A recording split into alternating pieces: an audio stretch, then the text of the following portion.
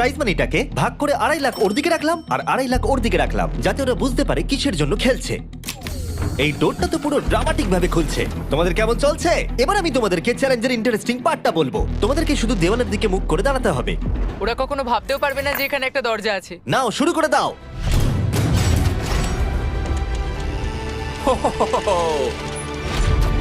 10 দিন পরে প্রথম তোমরা বাইরের জগৎ দেখলে। তোমরা কি মজা করছো?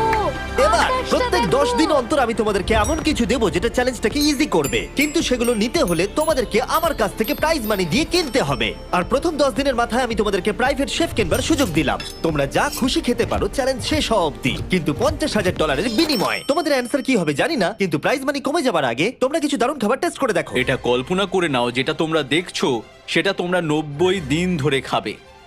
আমার বিশ্বাসই হচ্ছে না। 50,000 অনেক বেশি। ওটার ব্যাপারে এখন ভাবতে হবে না। ওদেরকে